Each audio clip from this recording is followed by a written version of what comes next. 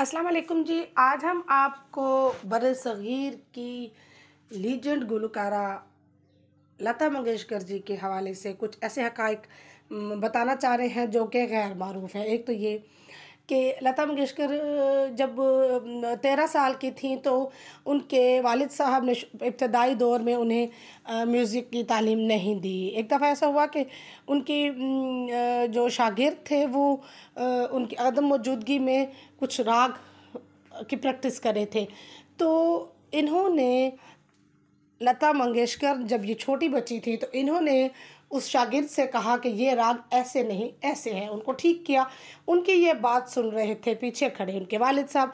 उन्होंने फिर जब देखा कि वो इतने बेहतर अंदाज में इतनी अच्छी आवाज़ और सुरों पर इतनी कमांड रखते हुए मेरे शागिर्द को बता रही हैं, तो उन्होंने उस दिन से लता मंगेशकर को म्यूज़िक की तालीम देना शुरू कर दी जी। और लता मंगेशकर जी ने अपना करियर का पहला गाना उस वक्त गाया जब अपने वालिद साहब के साथ थिएटर पर वो बैठी थी और उनका जो पार्टनर था वो नहीं आया और वो उनका इंतज़ार करते रहे तो गाना लेट हो रहा था। तो लता जी ने कहा अपने वालिद साहब से कि अगर आप इजाज़त दें तो मैं ये गाना आपके साथ गा लूँ।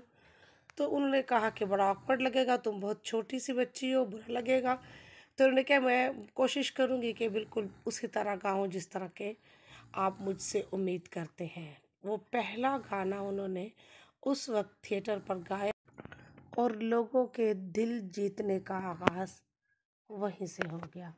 लता जी को मेकअप का बिल्कुल भी शौक़ नहीं था और आगाज़ में उन्होंने गुलकारी के साथ-साथ अदाकारी की। कुछ फ़िल्मों में, कुछ थिएटर पर उन्होंने अदाकारी की, लेकिन उनको बिल्कुल अदाकारी का शौक़ नहीं था और वो चाहती थी कि वो सिर्फ़ और सिर्फ़ गुलकारी में ही अपना नाम बनाएँ और ऐसा ही हुआ। लता का सफ़र अदाकारी से शुरू हुआ और वालिद साहब की वफ़ात के बाद उन्हें फ़िल्मों में छोटे-मोटे किरदार मिलने शुरू हो गए, लेकिन ख़ानदान का पेट पालने के लिए उन्होंने इन किरदारों को निभाया, लेकिन उन्हें तो सिर्फ़ और सिर्फ़ सिंगर ही बनना था।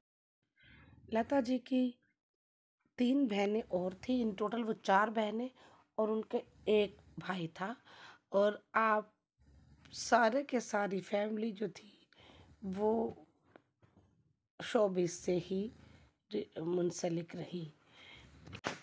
जी, लता जी ने शादी तो नहीं की, लेकिन 2013 में एक इंटरव्यू के दौरान उनसे पूछा गया कि मोहब्बत ने उनकी ज़िंदगी में क्या किरदार अदा किया और उनकी ज़िंदगी में वो कौन खुशनसीब आदमी था। तो उन्होंने जवाब दिया कि कुछ बातें सिर्फ़ दिल को ही पता होनी चाहिए और वो इस बात को अपने दिल में ही रखना चाहती हैं। लता मंगेशकर का नाम 1974 ने 1974 में Guinness book of the world record में लिखा गया और ये एजाज़ उनको इसलिए हासिल हुआ कि वो दुनिया की वाहिद खातून थी जिन्होंने इतनी बड़ी तादाद में गीत गाए थे।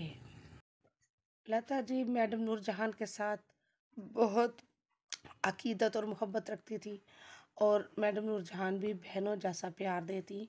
एक मर्तबा दोनों ने जब मिलना चाहा तो वाघा बॉर्डर पर आकर एक दूसरे से मुलाकात की। लता मंगेशकर 1999 यानी 1999 से 2005 तक रुकने पार्लियामेंट भी रहीं। उन्हें ऐवान बाला के लिए नामज़द किया गया, लेकिन उन्होंने अपने इस सियासी दौर को नाखुशगवार करार देते हुए कहा कि मैं इस पॉलिटिक्स में या ऐवान में आने से गुरेज़ा हूँ। लता जी अपने बहन भाइयों में सबसे बड़ी थी और वालिद साहब की वफ़ात के बाद उन सब की ज़िम्मेदारी इन पर आन पड़ी, जो इन्होंने बहुत खुश असलूबी से निभाई।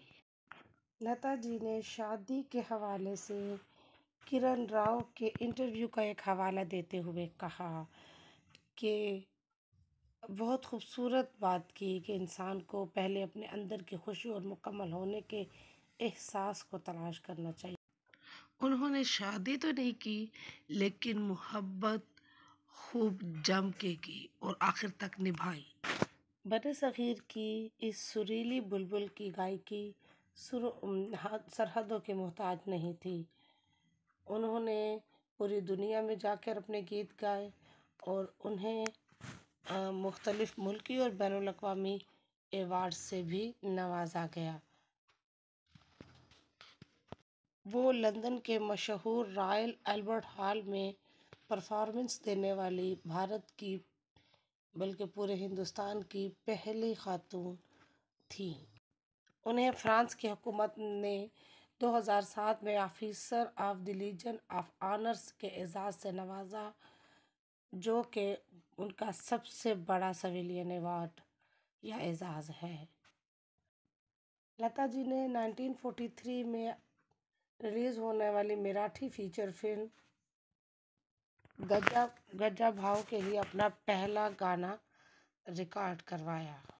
लता जी ने ना सिर्फ हिंदी बल्कि मुख्तलिफ इलाकाई ज़ुबानों में गीत गाए। लता जी को कई बेशुमार अवार्ड से नवाजा गया, जिनमें भारत का सबसे बड़ा सिविलियन एजाज़ भारत रत्न भी उनको एजाज़ के तौर पर दिया गया। वो भारत की दूसरी गुलकारा है जिन्हें ये अवार्ड दिया गया है। लता जी को 1962 में जहर देने की कोशिश भी की गई। मुसन्निफ़ नसरीन मुन्नी कबीर ने अपने जो उन्होंने एक इंटरव्यू किया था लता जी के साथ, उसके बाद लिखी गई किताब में लिखा है कि 1962 में वो 1 महीने के लिए बीमार हो गई और उनके जब पेट का एक्सरे किया गया और चेकअप करवाया गया तो पता चला कि उन्हें स्लो पॉइजनिंग दी जा रही है। और फिर जब तहकीकात की गई तो पता चला कि उनके किसी एक नौकर ने ये काम किया है और वो उन्हें स्लो पॉइजनिंग दे रहा है। वो 1 महीना तक जो है बीमार रही और 3 महीने तक वो अपना काम जारी नहीं रख सके। इसके बाद आशा भोसले उनकी बहन ने उनके लिए कुकिंग खुद करना शुरू कर दी, जबकि वो जो उनका कुक था, जो उनका मुलाजिम था जिसने ये काम किया था, वो वहाँ से भाग निकला।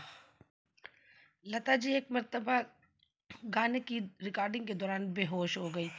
ये उस ज़माने की बात है जब एयर कंडीशंस नहीं हुआ करते थे स्टूडियोज़ में, और वो मूसीकार नौशाद के साथ गाना रिकॉर्ड करवा रही थी। गर्मी की लंबी दोपहरें थी और रिकॉर्डिंग के दौरान पंखा भी बंद कर दिया गया, जिसके बायस वो गर्मी की शिद्दत से बेहोश हो गई। नाइटिंगेल ऑफ इंडिया ने आखिरी गाना 2019 में रिकॉर्ड करवाया।